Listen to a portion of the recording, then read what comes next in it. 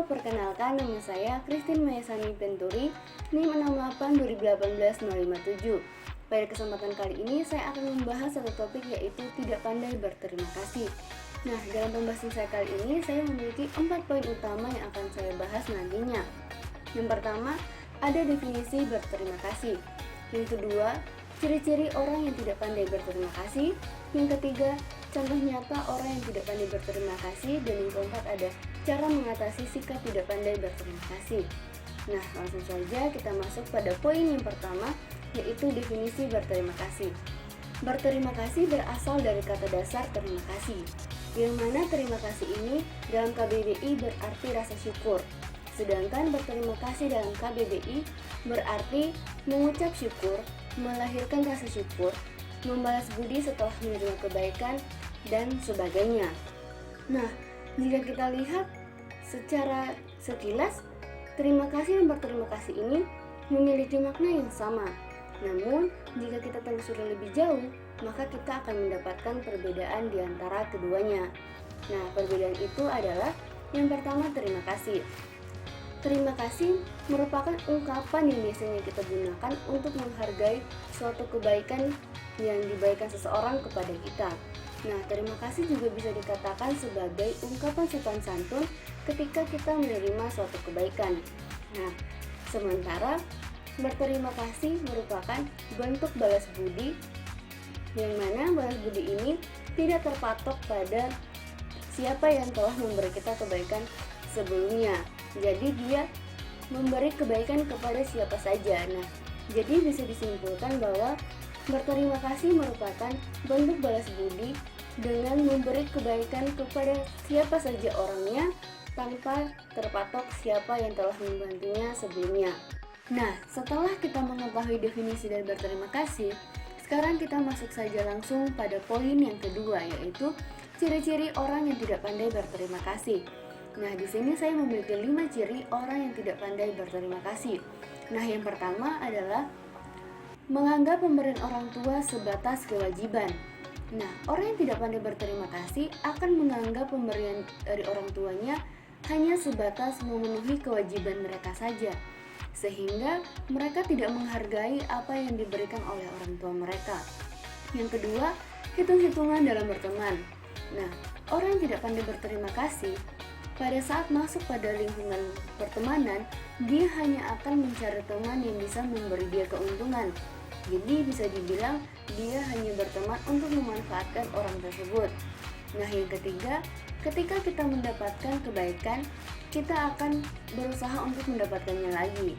Nah, orang yang tidak pandai berterima kasih cenderung ketika mendapatkan suatu kebaikan, dia akan berusaha terus untuk mendapatkan kebaikan itu lagi. Nah, yang keempat, orang yang menunda untuk membayar hutang.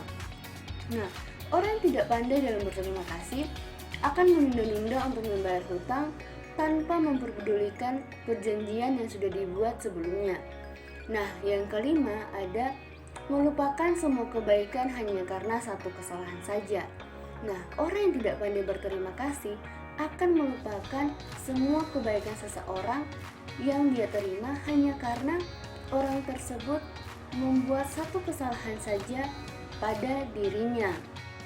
Nah, setelah kita mengetahui ciri-ciri dari orang yang tidak pandai berterima kasih, kita langsung saja masuk pada poin yang ketiga, yaitu contoh nyata orang yang tidak pandai berterima kasih. Nah, di sini saya sudah memiliki 2 contoh nyata orang yang tidak pandai berterima kasih. Nah, yang pertama, seorang anak yang menganggap pemberian orang tuanya hanya sebatas kewajiban saja. Nah, jadi ceritanya seperti ini. Ada seorang anak yang diberikan handphone baru oleh orang tuanya. Namun, dia tidak menjaga dan merawat handphone itu dengan baik, sehingga dalam kurun waktu 1 bulan handphonenya rusak. Setelah handphonenya rusak, dia langsung meminta kembali ke orang tuanya untuk membelikan dia handphone baru, karena dia menganggap itu sudah menjadi kewajiban mereka sebagai orang tua untuk memenuhi segala kebutuhan yang dia perlukan. Nah, dengan keadaan seperti itu, kita bisa melihat bahwa si anak ini menunjukkan sikap yang tidak pandai berterima kasih. Kenapa? Karena dia tidak menjaga dan merawat handphone itu dengan baik agar handphone itu bisa terpakai lebih lama, dia malah memakainya asal-asalan dan membuat itu menjadi cepat rusak. Nah, dengan dia tidak menjaga dan merawat handphone itu berarti dia tidak menghargai pemberian dari orang tuanya, sehingga dia disebut tidak pandai berterima kasih. Nah, yang kedua, ada seorang yang menunda-nunda untuk membayar hutang. Nah, pada contoh nyata kali ini, kita anggap saja si peminjam uang adalah si A dan si pemberi pinjaman adalah si B. Pada suatu ketika, si A mengalami masalah keuangan, sehingga dia mencari si B untuk meminjam uang dan dengan janji akan mengembalikan uang itu setelah 1 bulan berlalu. Nah, namun kenyataannya setelah 1 bulan berlalu, si A ini tidak datang untuk membayar hutangnya dia. Akhirnya, si B yang saat itu memang membutuhkan uangnya berinisiatif untuk menagih hutang kepada si A. Ketika si B bertemu dengan si A, si B menagih hutang itu. Namun, si A malah mengatakan bahwa dia tidak mempunyai uang untuk membayar hutang itu. Nah, padahal kenyataannya si B sering sekali melihat si A ini berbelanja begitu banyak barang, tapi dia tidak mengingat bahwa dia mempunyai hutang dan dia melupakan janji yang telah dia buat untuk membayar hutang dengan tepat waktu. Nah, teman-teman, untuk contoh kali ini jangan untuk ditiru ya teman-teman. Yang nama janji adalah janji. Jadi, ketika kita berjanji, kita harus menepatinya. Nah, setelah kita membahas contoh nyata dari orang yang tidak pandai berterima kasih, sekarang kita masuk pada poin yang terakhir, yaitu cara mengatasi sikap tidak pandai berterima kasih.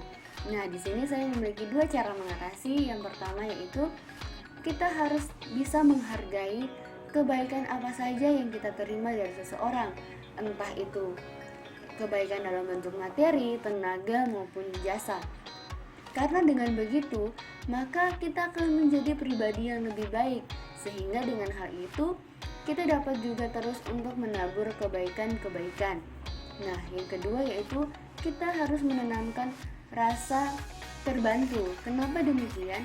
Karena dengan rasa terbantu, maka kita akan mengingat terus kebaikan-kebaikan yang pernah kita dapati itu, sehingga kita juga akan dimampukan untuk terus membuat atau memberi kebaikan kepada orang lain sebagai bentuk berterima kasih kita untuk kebaikan-kebaikan yang telah kita terima sebelumnya. Nah, teman-teman, sekian dulu video pembahasan saya kali ini. Kiranya video ini bisa bermanfaat bagi teman-teman semua. Mohon maaf apabila dalam penyampaian saya banyak kurangnya. Terima kasih.